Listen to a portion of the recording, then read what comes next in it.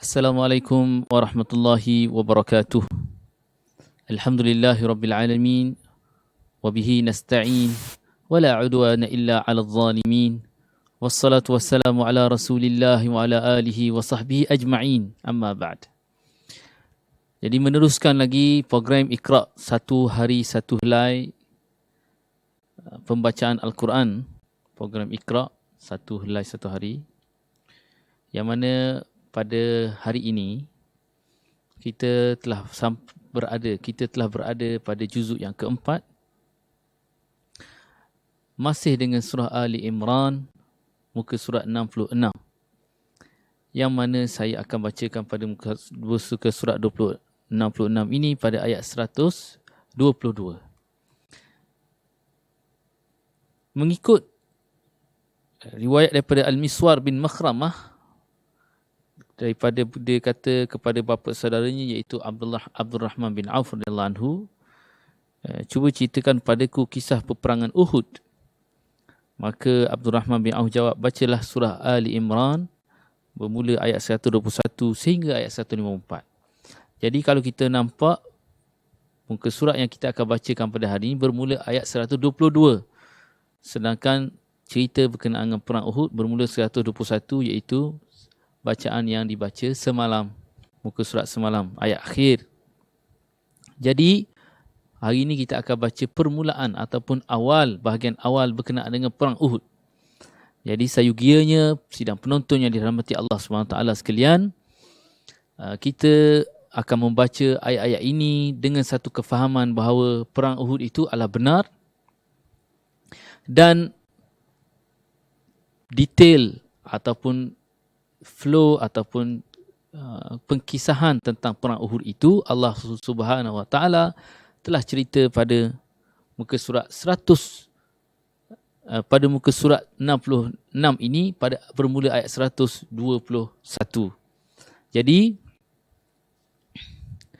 kita bacalah muka surat ini 66 dengan 67 ini dengan panduan tentang perang Uhud dan bagaimana menghadapi perang Uhud itu selepas menerima kekalahan, postmortem yang dibuat ataupun keinginan ataupun kehendak yang Allah SWT inginkan daripada orang Islam bila mana mereka menghadapi situasi ini. Dan begitu juga ajaran yang diberitahu oleh Allah Ta'ala kepada para sahabat radhiyallahu anhu ajma'in, juga kepada Nabi sallallahu alaihi wasallam bila mana menghadapi situasi yang begitu getir, menghadapi peperangan, kemudian menghadapi situasi selepas peperangan. Jadi peperangan Uhud, seperti mana yang kita sedia maklum, pada awalnya ataupun first half, separuh masa pertama berpihak kepada orang Islam, namun pada separuh masa kedua atau second half tidak memihak kepada orang Islam, bahkan memihak kepada orang musyrikin Mekah dan sekutu-sekutunya, sehingga menyebabkan orang Islam menerima kekalahan dan Nabi SAW sendiri juga mengalami kecederaan. Sehingga dalam perang itu sendiri, sahabat radhiyallahu anhum ajma'in menerima berita ataupun khabar angin mengatakan Nabi SAW telah syahid. Sehingga kan dalam perang ini juga ramai di kalangan para sahabat juga syahid. Antaranya Wahab bin Qabus radhiyallahu anhu, yang mana pada awalnya ataupun dia ini sedang mengembala kambing, kemudian terdengar laungan jihad, terus tinggalkan kambing dia, berperang sehingga syahid. Jadi insya-Allah kita akan bacakan muka surat ini, dan terjemahan-terjemahan itu sidang penonton boleh amati sendiri, boleh hayati sendiri terjemahannya, memandangkan kita bukanlah orang Arab yang mahir dengan bahasa Arab juga. Jadi kita dapatkanlah panduan ataupun maklumat daripada terjemahan ataupun juga daripada kitab-kitab tafsir yang muktabar yang menceritakan tentang kisah perang Uhud ini. Al-Fatihah. A'udzu billahi minasy syaithanir rajim. Bismillahirrahmanirrahim. Alhamdulillahi Rabbil Alamin. Ar-Rahmanir Rahim.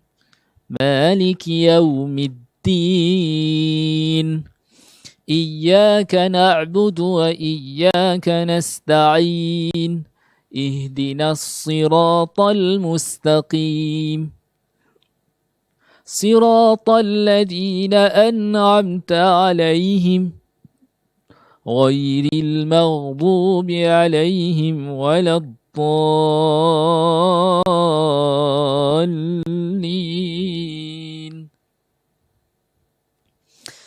أعوذ بالله من الشيطان الرجيم. إذ هم الطائفتان منكم أن تفشلا والله وليهما وعلى الله فليتوكل المؤمنون. ولقد نصركم الله ببدر وأنتم أذلة فاتقوا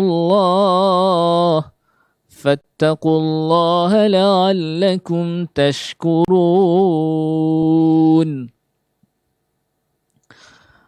Pada ayat 123 Allah SWT flashback. Flashback bagaimana Allah telah bantu sahabat radhiyallahu anhum ajma'in di Badar dulu. Sekarang ni tengah berlaku perang Uhud. Tengah hadapi perang Uhud pada tahun ketiga Hijrah, Syawal. Sedangkan di Badar dulu pada tahun kedua Hijrah, setahun yang lalu. Kurang lebih sebab waktu itu berlaku di bulan Ramadan. Uhud berlaku di bulan Syawal tahun seterusnya. So lebih kurang setahun sebulan. Jadi Allah flashback balik. Sesungguhnya Allah telah menolong kamu, membantu kamu di Badar dulu. Padahal kamu dalam keadaan lemah. Lemah dari segi bilangan, sikit. Lemah dari segi tubuh badan, kering.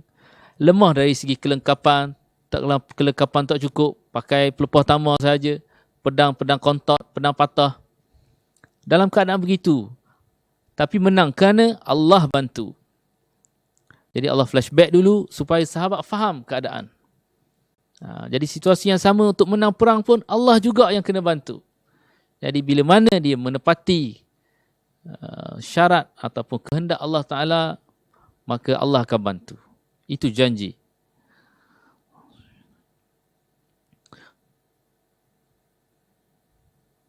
إذ تقول للمؤمنين ألن يكفيكم أن يمدكم ربكم ب3,000 من الملائكة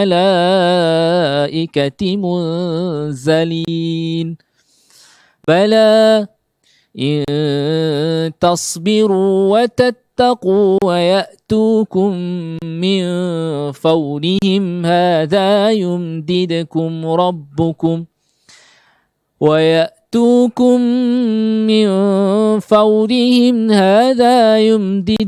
ربكم ب5,000 من الملائكة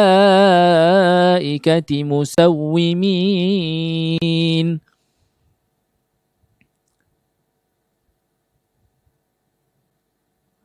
Jadi antara syarat untuk Allah bagi bantuan, kena sabar dan taqwa. Intasbiru wa tattaqu. Term sabar dan taqwa ini sememangnya sangat familiar dalam Al-Quran untuk mendapat bantuan Allah. Seperti mana berlaku kepada Nabi Yusuf AS. Sebelum Allah bantu dia, pada diri Nabi Yusuf itu adanya sabar dan taqwa. Dan sifat sabar dan taqwa ini sebenarnya dituntut kepada setiap orang Islam, setiap orang beriman. Kerana pada dirinya akan diuji, maka dia kena sabar. Jadi dalam sabar dia itu, adakah dia dapat mentaati perintah Allah, terus mentaati, atau sebaliknya. Maka dalam proses memberi jaminan supaya dia kekal dalam keadaan taat, maka takwa itu diperlukan. Walaupun dalam keadaan diuji. Begitulah sunnatullah yang Allah SWT buat daripada dulu lagi sehinggalah sekarang dan akan datang sampai kiamat. Boleh insya-Allah.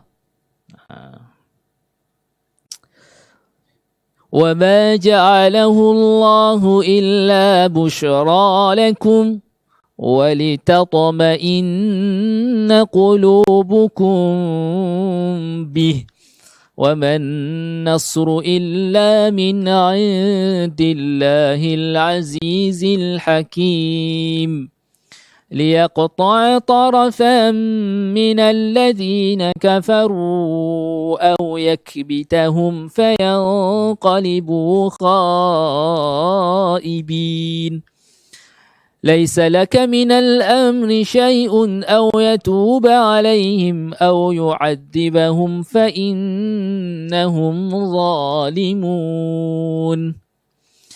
وَلِلَّهِ مَا فِي السَّمَاوَاتِ وَمَا فِي الْأَرْضِ يَغْفِرُ لِمَن يَشَاءُ وَيُعَذِّبُ مَن يَشَاءُ وَاللَّهُ غَفُورٌ رَّحِيمٌ يَا أَيُّهَا الَّذِينَ آمَنُوا لَا تَأْكُلُوا الرِّبَا أَضْعَافًا مُضَاعَفَةً وَاتَّقُوا اللَّهَ لَعَلَّكُمْ تُفْلِحُونَ وَاتَّقُوا النَّارَ الَّتِي أُعِدَّتْ لِلْكَافِرِينَ وَأَطِيعُوا اللَّهَ وَالرَّسُولَ لَعَلَّكُمْ تُرْحَمُونَ